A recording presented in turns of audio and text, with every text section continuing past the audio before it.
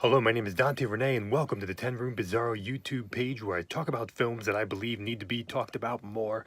Like tonight's film, this is Girls in Blue, Part 1. Girls in Blue Part 1, and this was actually extremely difficult for me to find the IMDb page for this because there are other films that seemingly have similar titles and alternate titles. But anyway, the copyright on this particular film is 1977. It says it at the end of the movie. This is Girls in Blue Part 1. Now, this actual DVD has Girls in Blue Part 1 and 2. Okay, but we're looking at Part 1 for tonight. And look at that great cover there. I actually don't know if there was ever a separate DVD release just for Part 2 and a separate one just for Part 1. So if anybody knows that, or even for VHS back in the day, let me know. I would just be curious. This is put out by VCX, and we are going to get into this. This has Tamara Morgan, Debbie Dambois, Elaine Wells, Paul Thomas, Ken Cotton, and more. Definitely some familiar faces in here of people I've seen before, and then some people I've never seen before. Now, I will also say that there's somebody in this film that I believe had her first film in Long Jean Silver, a lesbian scene in Long Jean Silver. So definitely, if check that out, find the connections. Anyway, let's get into Girls in Blue Part 1. Now, this is approximately a 57, 58-minute film. And so, you know, about an hour long. And this is such a unique movie. I looked at a movie on this YouTube page called Loose Times at Ridley High. So if you find that video, the interesting thing is that I saw Loose Times at Ridley High before I saw Girls in Blue.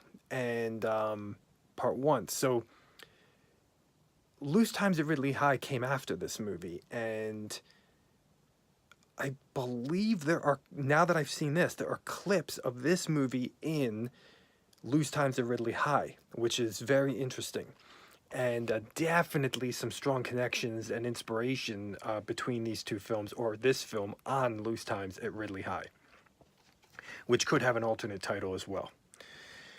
But Girls in Blue is really, at least from what I've heard, kind of a foundation, kind of a core adult film, hardcore adult film in the schoolgirl subgenre of sex films.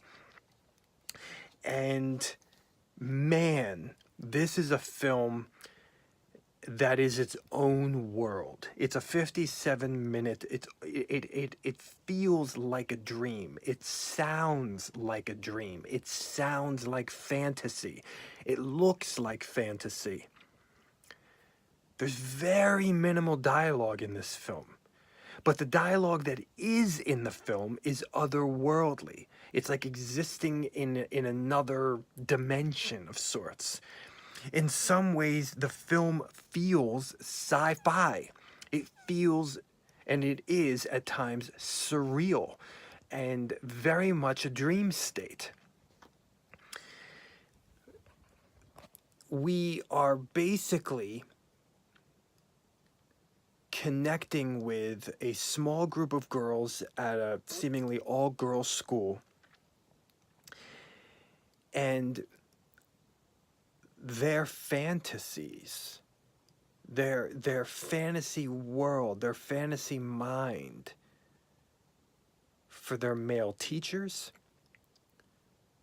and then for other boys their age, but then also the fantasy world of the male teacher, the older male teachers, for the younger female students.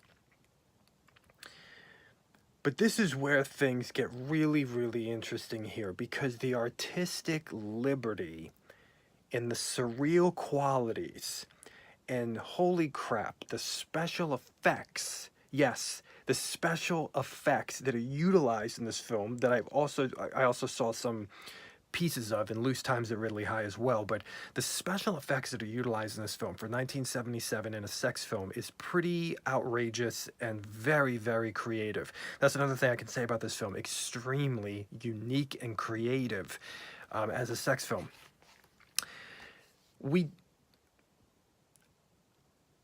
There are many sex films where you go into the mind of somebody and see their fantasy, okay? I talked about it recently with Teenage Surfer Girls, which I did a video of on this YouTube page.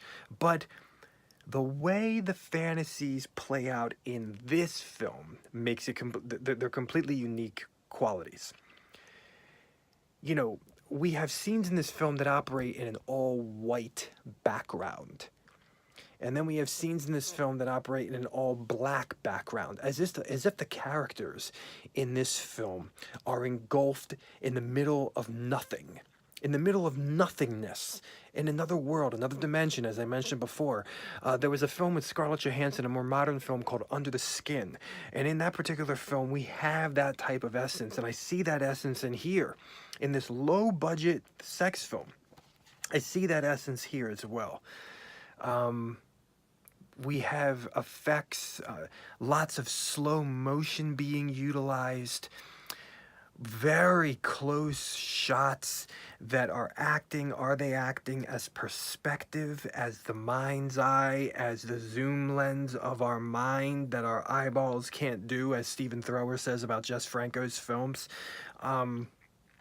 You know, on the veins and the, I mean, it's almost 3D perspectives of an erect penis. And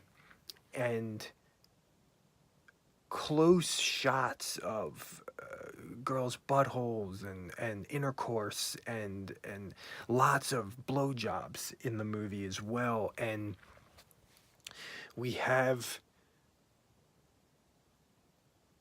some elements of really artistic liberty of the connections between the fantasy and the reality, and what's kickstarting the fantasy in the real world. Maybe it's a ball, maybe it's a blue bouncing ball that somebody's playing with, and then that enters into the fantasy in a surreal world. And sometimes in the fantasy, that person's not actually in it, but in other times, they themselves are in their own fantasy. Sometimes it's a faceless person. You know, the music qualities, the sound design of Girls in Blue Part 1, we have synthesized orchestration and just plain synths. We have harps, but they're all very intensely dreamy and like cascading, like floating. There's something very, well, the slow motion in the film, something very slow and moving and very intense, as the sex scenes are very intense because of the sound design of the movie. The sound design even has some very moist, wet sounds in the sex scenes as well. And we even have crickets, and sometimes the music just completely goes away and you just have the sound of a summer night. And we also have a bit of funk, but the funk, the 70s groovy music it's also dreamy. It's also otherworldly. It's not typical at all. And as I stated, some orchestration as well. But there's this almost ancient kind of what would sound like conservative, but this is a teen sex film, but what would sound conservative and dreamy and sophisticated and elegant and very, very purposeful and, I keep saying the word, but intense. Very, very intense music. And there's a scene in here that isn't, you know, characters are enveloped in darkness, and you have this shining light.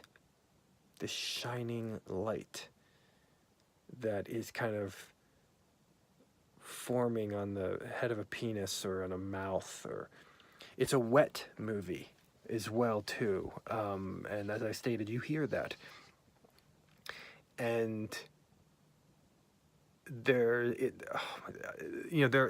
a scene in here that's very reminiscent, now that I've seen this, of Lose Times at Ridley High, with someone drawing something on a piece of paper, and then he's looking at the piece of paper, and then his fantasy goes into the piece of paper. I mean, we're talking like some, the music video for a-ha, Take On Me. I mean, we're talking some real crazy, very impressed by the 1977 effects in this movie. I'd like to really know how they did them, and I mean, it's very impressive, and it's also very impressive the way fantasies are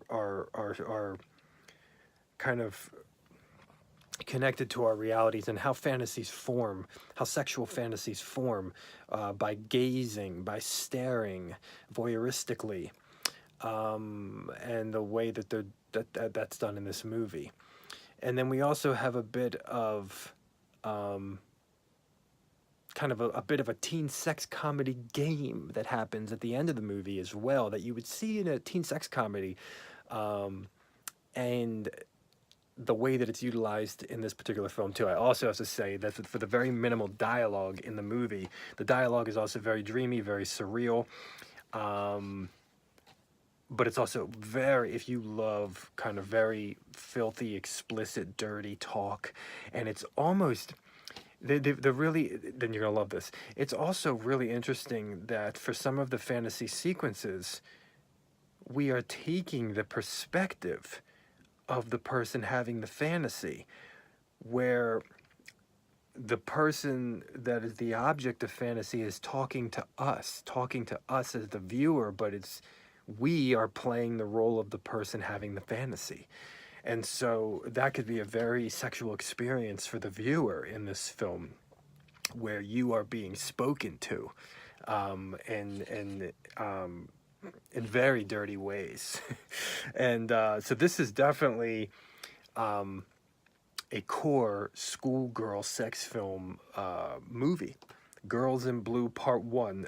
Can't wait to see Part 2. That'll be coming up soon. And here it is, 1977, I believe. And I'm going to tell you what it says in the back of this as well. A school classroom is the location for Girls in Blue Part 1. In this sexual romp, Misty and Kathy plan some late-night sexual fun with Coach Fowler.